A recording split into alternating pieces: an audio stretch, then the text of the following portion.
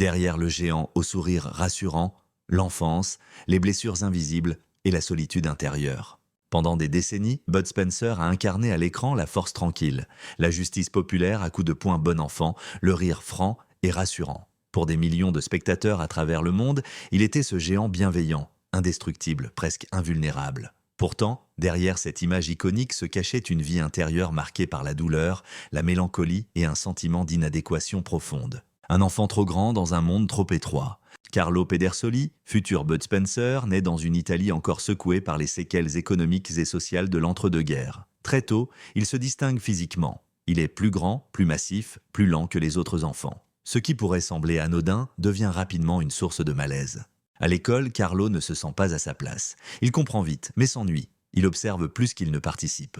Les enseignants le jugent de distrait, parfois paresseux. Les camarades, eux, oscillent entre admiration et moquerie. Cette différence corporelle précoce façonne chez lui un sentiment durable, celui d'être toujours à côté, jamais vraiment intégré. Il confiera bien plus tard que dès l'enfance, il avait développé une solitude intérieure qui ne l'a jamais quitté. Même entouré, même aimé, il se sentait différent, presque étranger. Une famille aimante, mais des attentes écrasantes. La famille Pedersoli n'est pas maltraitante, loin de là. Mais elle est exigeante. L'intelligence de Carlo est évidente, et très tôt, on projette sur lui un avenir sérieux, respectable, éloigné de toute frivolité artistique. Le cinéma n'est pas un rêve acceptable, pas plus que la fantaisie. Ce cadre familial, structurant mais rigide, installe une tension durable. Être soi-même ou répondre aux attentes, Carlo choisira longtemps la seconde option. Il se conforme, il obéit, il avance, mais il étouffe. Cette frustration, refoulée pendant des années, nourrira une colère sourde, jamais violente, mais profondément intériorisée. La natation, refuge, discipline et prison. C'est dans l'eau que Carlo trouve un premier apaisement. La natation devient son refuge, son langage, son territoire. Il excelle, il devient l'un des meilleurs nageurs italiens de sa génération, participant aux Jeux Olympiques. Mais derrière les médailles et les records se cache une autre réalité. La pression constante, l'obligation de performance, la peur de l'échec. Carlo n'aime pas la compétition pour ce qu'elle représente socialement. Il aime l'eau, le mouvement, la solitude du bassin. Il déteste le regard, les attentes, les classements. Chaque victoire est un soulagement plus qu'une joie. Chaque défaite est vécue comme une confirmation intime de son insuffisance. Il dira plus tard que cette période, souvent décrite comme glorieuse, fut en réalité l'une des plus dures psychologiquement de sa vie. Un intellectuel coincé dans un corps de colosse. L'un des grands drames intimes de Bud Spencer réside dans ce paradoxe. Il avait l'âme d'un penseur et le corps d'un géant. Carlo aimait lire, réfléchir, philosopher.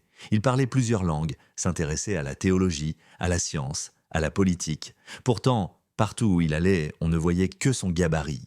Cette réduction permanente à son apparence physique engendre une blessure profonde, celle de ne pas être reconnu pour ce qu'il est vraiment. Ce sentiment ne disparaîtra jamais, pas même avec le succès mondial. Le rire comme armure contre la tristesse, très tôt, Carlo comprend une chose essentielle. S'il fait rire, il sera accepté. Le rire devient alors une stratégie de survie émotionnelle. Il apprend à désamorcer les tensions, à se rendre sympathique, à masquer sa profondeur derrière une bonhomie rassurante. Cette mécanique, efficace socialement, a cependant un coût immense, l'effacement progressif de ses propres besoins émotionnels. Bud Spencer fera rire le monde entier, mais il rira rarement pour lui-même. Une foi profonde née de la souffrance. Contrairement à l'image simpliste souvent véhiculée, Bud Spencer était un homme de foi, mais une foi tourmentée, nourrie par le doute autant que par l'espérance. Dès sa jeunesse, il se pose des questions existentielles lourdes. Le sens de la vie, la mort, la justice, la responsabilité morale. Cette spiritualité naît précisément de la douleur. Elle n'est pas une certitude confortable, mais un combat intérieur permanent. La foi devient pour lui un point d'ancrage, pas une solution miracle.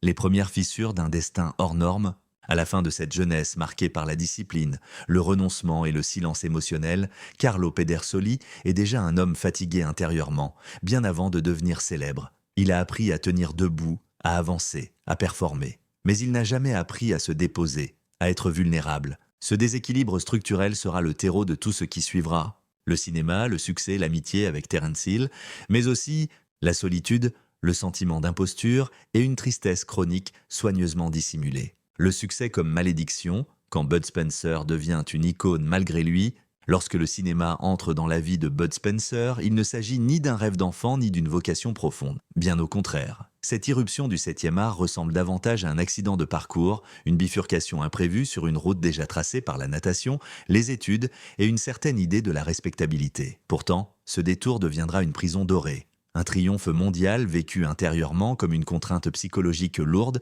parfois insupportable. Une entrée dans le cinéma sans illusion.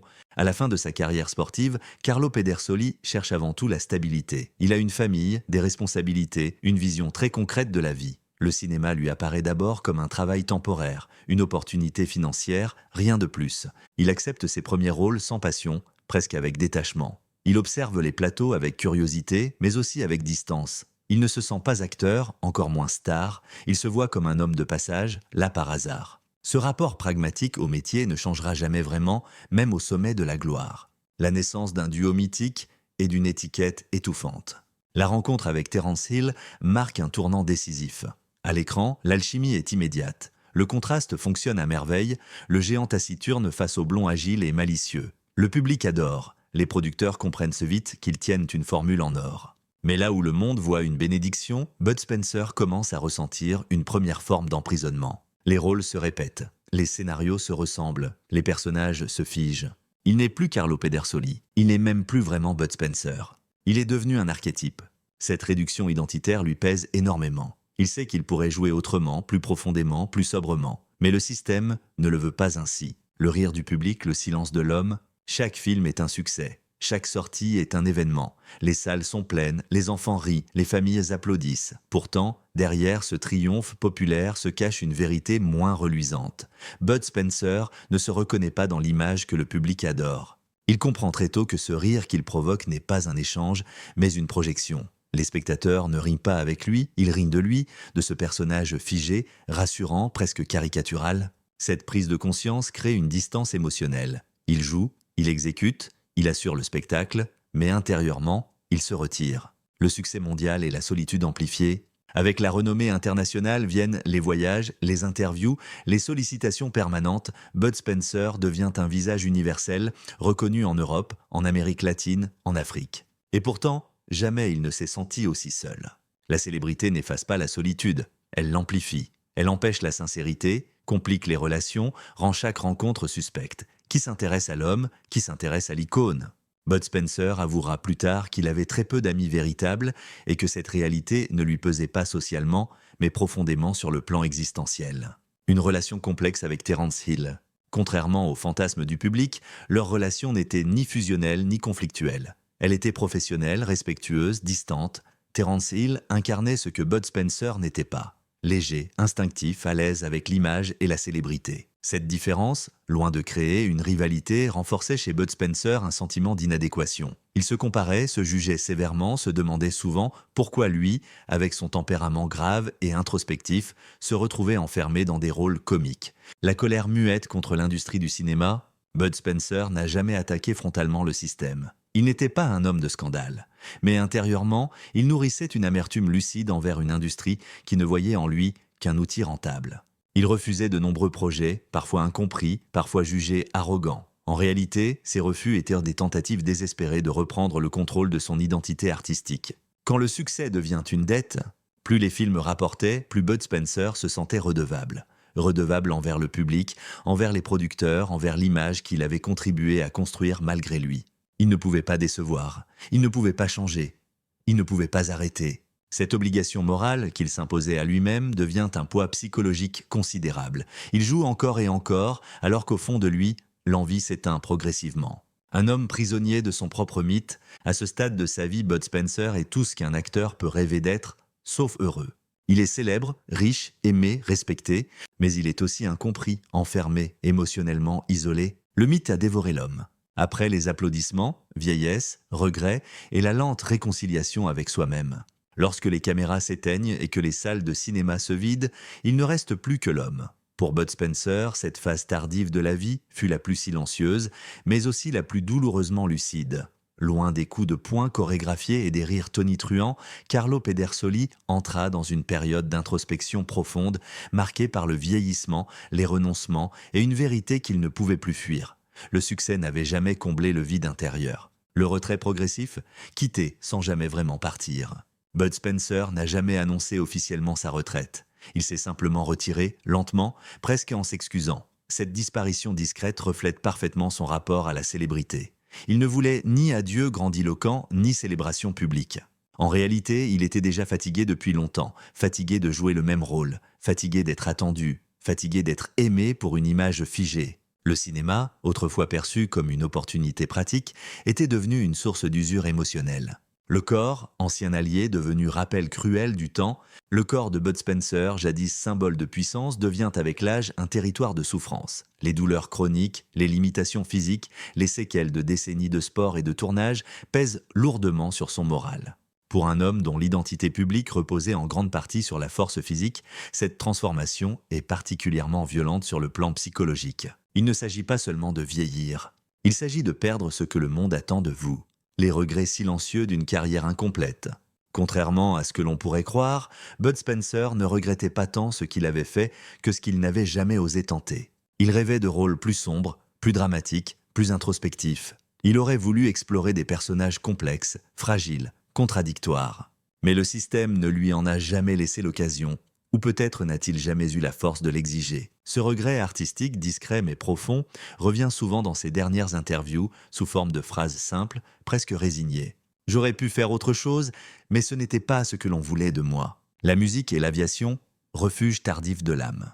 Dans cette seconde moitié de vie, Bud Spencer se tourne vers des passions longtemps mises de côté. La musique, notamment le piano et la composition, devient un espace de liberté absolue. Là, personne ne l'attend, personne ne rit, personne ne projette.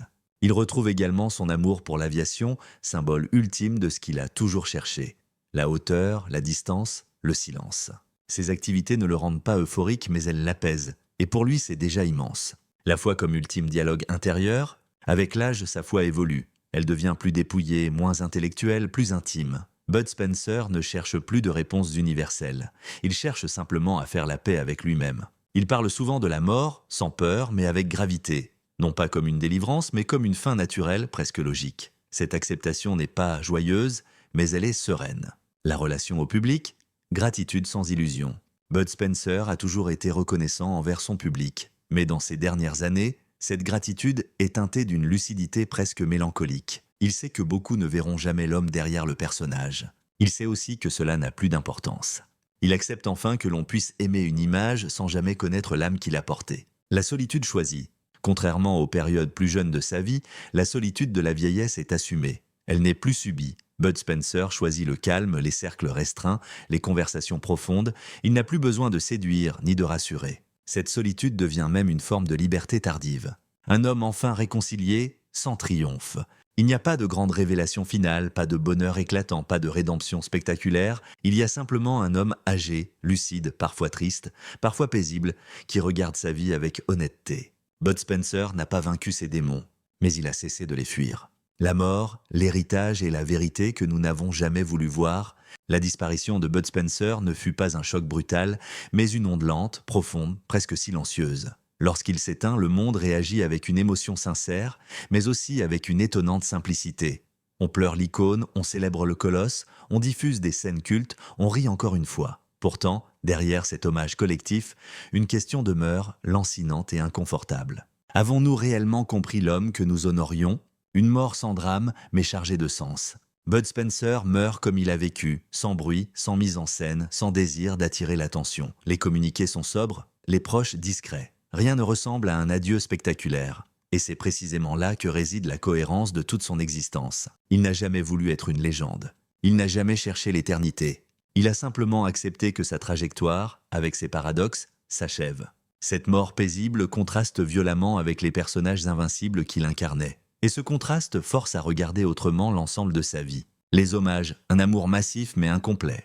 À l'annonce de sa mort, les hommages affluent du monde entier. Des générations entières témoignent de ce que ces films ont représenté. Une enfance heureuse, une justice simple, un rire sans cynisme, une figure paternelle rassurante, mais très peu évoquent de l'homme réel. Peu parlent de son intériorité tourmentée, de sa lucidité mélancolique, de sa distance avec le mythe qu'il incarnait. Le public a aimé Bud Spencer intensément, mais il l'a aimé pour ce qu'il représentait, non pour ce qu'il était. Le paradoxe cruel de la postérité. Après sa mort, Bud Spencer devient plus populaire que jamais. Les rediffusions explosent, les citations circulent, les mèmes apparaissent, il est partout. Et pourtant, cette omniprésence posthume souligne un paradoxe douloureux.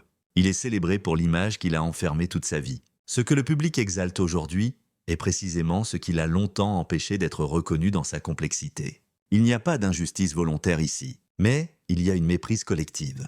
Ce que Bud Spencer n'a jamais été, il n'a jamais été un clown, il n'a jamais été naïf, il n'a jamais été simple. Il était un intellectuel discret, un homme de foi sans certitude facile, un observateur critique de la société, souvent déçu par le monde moderne et son besoin de simplification. Réduire Bud Spencer à ses coups de poing comiques, c'est ignorer l'homme qui écrivait, réfléchissait, doutait. La relation ultime avec le public, le malentendu accepté. Dans ces dernières années, Bud Spencer ne cherchait plus à corriger ce malentendu. Il l'acceptait, non par résignation, mais par sagesse. Il avait compris quelque chose de fondamental. On ne choisit pas toujours la manière dont on est aimé. Il a donc laissé le public garder son Bud Spencer imaginaire tout en protégeant jalousement son monde intérieur. Ce renoncement est peut-être l'acte le plus fort de sa vie. L'héritage réel, bien au-delà du cinéma, son héritage ne se mesure pas seulement en film ou en entrée au box-office. Il se mesure dans une empreinte émotionnelle durable, dans une forme de bonté incarnée, dans une vision du monde où la force n'est jamais gratuite, où le mal est corrigé sans cruauté. Mais pour qui accepte de regarder plus loin, son héritage est aussi un avertissement. Le succès peut être une cage. L'amour du public peut être partiel. Avons-nous raté l'essentiel ? La vraie question que pose la vie de Bud Spencer n'est pas cinématographique, elle est humaine. Avons-nous appris à écouter ceux que nous aimons ? Avons-nous cherché à comprendre l'homme derrière le rôle ? Ou avons-nous préféré la version confortable, simple, rassurante ? Bud Spencer nous oblige, après sa mort, à un exercice rare. Repenser notre rapport aux figures publiques, à la célébrité, à la projection émotionnelle. Un géant fatigué mais digne ? Bud Spencer n'a pas été un homme heureux au sens classique du terme. Il n'a pas non plus été malheureux. Il a été lucide, profondément humain, souvent fatigué, mais toujours digne. Son plus grand combat n'a jamais été à l'écran. Il s'est joué à l'intérieur, et c'est peut-être là que réside sa véritable grandeur,